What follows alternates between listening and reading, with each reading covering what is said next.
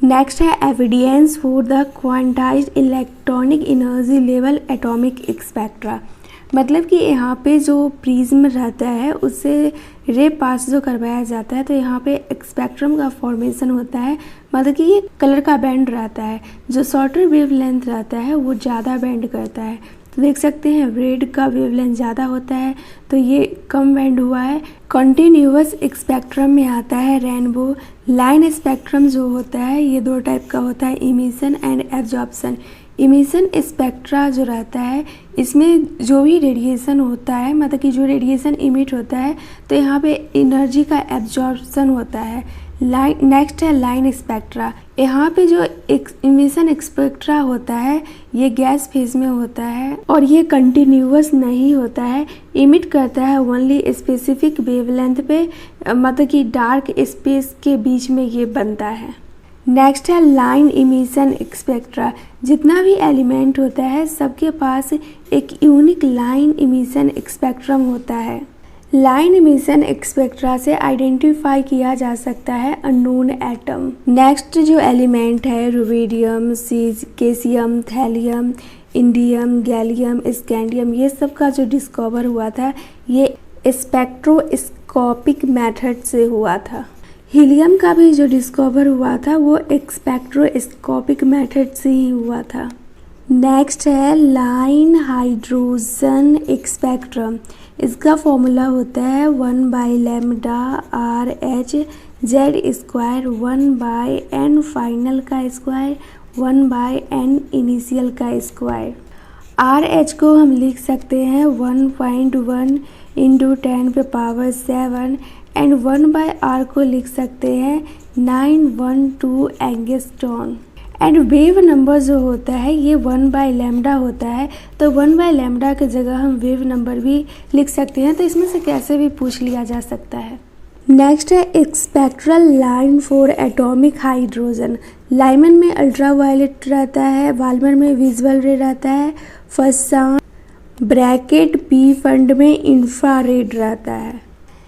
Lyman में आता है अल्ट्रा वायलेट रे, तो इसमें हम सिंपल याद रखेंगे लाइट। लाइट में क्या रहता है, अल्ट्रा वायलेट रे रहता है। बाल्मर में हम याद रखेंगे विजुअल।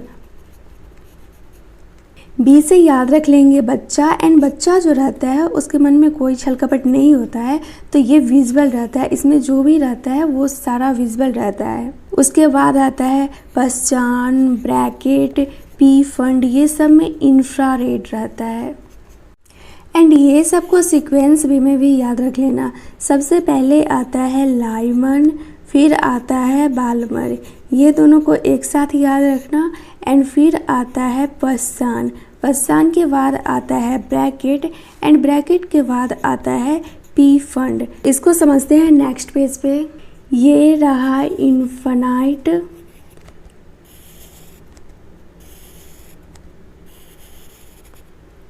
ये रहा लाइमन, ये रहा बाल्मर एंड डैश डैश, तो ये हो जाएगा n = 1, n = 2 एंड ये हो जाएगा n = इन्फिनाइट। इन्फिनाइट से अगर हम 1 पे आते हैं तो यहाँ पे एनर्जी जो होगा ये मैक्सिमम होगा, एंड एनर्जी हमें पता है ये होता है hc/λ। तो एनर्जी बढ़ेगा तो लैम्डा डिक्रीज करेगा, मतलब कि इन्फिनाइट से हम 1 तक आएंगे तो यहाँ पे लैम्डा डिक्रीज कर जाएगा। फिर हम 2 से 1 तक आते हैं तो यहाँ पे एनर्जी जो रहता है वो मिनिमम रहता है, मतलब कि 2 से 1 तक आए हैं। एंड एनर्जी होता है hc/λ, मतलब कि एनर्जी डिक्रीज हुआ है तो लैम्डा इंक्रीज कर जाएगा, मतलब कि 2 से 1 तक आएंगे तो हमारा लैम्डा इंक्रीज कर जाएगा, एंड इन्फिनाइट से 1 तक आएंगे तो हमारा जो है लैम्डा डिक्रीज कर जाएगा। नेक्स्ट है नंबर ऑफ स्पेक्ट्रल लाइन, तो इसका फॉर्मूला होता है ΔN + 1/2। तो इसको हम अच्छा से लिखें तो ΔN को हम लिख सकते हैं n इनिशियल - n फाइनल, फिर ये ΔN को लिख सकते हैं n इनिशियल - n फाइनल + 1/2। तो इसको सिंपल वे में इस टाइप से याद रख सकते हैं और उसके बाद खोल के लिख लेंगे जब क्वेश्चन सॉल्व करेंगे तो। वही यहाँ पे दिया गया है number of spectral lines delta n plus 1/2। तो डेल्टा एन को लिख सकते हैं एन इनिशियल माइनस फाइनल, फिर यहाँ पे भी लिख सकते हैं an initial minus final plus 1/2। तो इसको शॉर्टकट में ऐसे याद रख सकते हैं। जब नेक्स्ट है electromagnetic wave and lambda. Electromagnetic wave में आता है gamma ray, X ray, ultraviolet रे, विजिबल रे, इंफ्रारेड रे, माइक्रोवेव एंड रेडियो वेव। तो लैम्डा हम याद करें तो विजुअल रे का हमें याद रहता है 400 नैनोमीटर टू 700 नैनोमीटर। अब इंफ्रारेड पे आएंगे तो इंफ्रारेड को हम हीट भी बोलते हैं, तो ये 700 नैनोमीटर टू 1 mm होगा। फिर माइक्रोवेव पे आते हैं तो ये 1 mm टू 0.1 मीटर होगा। फिर रेडियो वेव पे आते हैं तो ये 0.1 मीटर से बड़ा होगा। फिर याद करें अल्ट्रा वायलेट रे का तो ये 1 nm से लेके 400 nm तक होगा। एक्सरे जो होता है वो 10⁻³ nm से 1 nm तक होगा, मतलब कि नैनोमीटर। गामा रे जो होता है ये 10⁻³ नैनोमीटर से भी कम होता है। तो इसको 5-6 टाइम ऐसे ही लिख के याद करते रहोगे तो आसानी से याद हो जाएगा। नेक्स्ट है common to all line spectra. Line spectrum जो होता है हर एलिमेंट का यूनिक होता है। इस एलिमेंट में जो लाइन स्पेक्ट्रम रहता है उसका कुछ रेगुलेटरी होता है, मतलब कि एक रेगुलेटरी सिमिलर सब में होता है। नेक्स्ट है Bohr model for hydrogen atom. अब बोर मॉडल के अकॉर्डिंग क्या है ऑर्बिट। न्यूक्लियस के चारों तरफ जो इलेक्ट्रॉन मूव कर रहा है सर्कुलर ऑर्बिट में, मतलब कि फिक्स रेडियस में एंड फिक्स एनर्जी में इलेक्ट्रॉन मूव कर रहा है, इसी को बोलते हैं ऑर्बिट। एंड एनर्जी जो है इलेक्ट्रॉन का ऑर्बिट में ये चेंज नहीं हो रहा है टाइम के साथ। एनर्जी इमिट करता है जब हम हायर ऑर्बिट से लोअर ऑर्बिट तक आते हैं, मतलब कि ये रहा हायर ऑर्बिट 4, 3, 2, तो यहाँ से 5 से 2 तक आए, मतलब कि हायर ऑर्बिट से लोअर ऑर्बिट तक आए हैं, तो यहाँ पे एनर्जी इमिट होगा।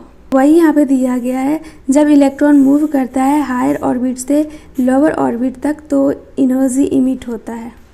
लाइन स्पेक्ट्रा जो होता है इसमें एनर्जी चेंज नहीं होता है कंटिन्यूअस मैनर में। अगर कंटिन्यूअस मैनर में होता तो ये लाइन स्पेक्ट्रा क्यों रहता। ई जो होता है HF होता है एंड HF को हम लिख सकते हैं hc/λ। एंगुलर मोमेंटम जो रहता है इलेक्ट्रॉन का ये क्वांटाइज रहता है। एंगुलर मोमेंटम को हम mvr लिख सकते हैं। इलेक्ट्रॉन उसी ऑर्बिट में मूव करता है जिसका कि एंगुलर मोमेंटम जो रहता है वो इंटीग्रल मल्टीपल रहता है h/2π का। यहाँ पर मैक्सवेल इलेक्ट्रोमैग्नेटिक थ्योरी अप्लाई नहीं होता है क्योंकि यहाँ पे ओनली फिक्स ऑर्बिट लिया गया है। इसका सिंपल मीनिंग ये है कि एवरी ऑर्बिट का एनर्जी फिक्स है, तो यहाँ पे मैक्सवेल थ्योरी अप्लाई नहीं होगा। इसको नेक्स्ट पेज पे अच्छा से समझते हैं। एंगुलर मोमेंटम को लिखते हैं हम mvr एंड एंगुलर मोमेंटम जो रहता है ये इंटीग्रल मोमेंटम रहता है nh/2π का। तब हम इसको थोड़ा अच्छा से डेकोरेट करके लिख लेते हैं। mv जो है इसको हेरा फेरी कर देते हैं 2π के साथ, तो इधर आ जाएगा 2π, ये हो गया r एंड इधर NH ये जो mv था ये इधर आ जाएगा mv इधर आ गया एंड 2π इधर चला गया। तो अब हम इसको और अच्छा से लिखें तो ये हो जाएगा 2πr एंड NH। मोमेंटम जो होता है ये मास इंटू वेलोसिटी हो जाता है, तो ये हो जाएगा मोमेंटम। एंड हमें पता है लैम्डा बराबर h/p, तो ये जो h/p हो जाएगा वो लैम्डा हो जाएगा। तो 2πr एन लैम्डा ऐसे करके भी बहुत क्वेश्चन पूछा गया है, तो इस टाइप से हमें कन्वर्ट आना चाहिए। वैसे याद भी रख सकते हो 2πr बराबर एन लैम्डा। 2πr जो होता है ये सर्कमफेरेंस होता है ऑर्बिट का। बहुत स्टूडेंट को कंफ्यूजन होता है एंगुलर मोमेंटम में एंड हिग्स बोसन अनसर्टेनिटी में। तो देखो इसमें सिंपल होता है mvr nh/2π होता है, तो यहाँ पे याद रखना nh/2π होता है। And Higgs boson uncertainty principle में होता है delta x into delta p nh/4π। यहाँ पे 4π होता है एंड इधर को 2π होता है, बस इतना ही अंतर रहता है। यहाँ पे देख सकते हैं x इसमें भी है, x के जगह यहाँ पे r है एंड यहाँ पे मोमेंटम है, मोमेंटम मास इंटू वेलोसिटी, यहाँ पे भी मोमेंटम है, तो बस 2π एंड 4π का ध्यान रखना है।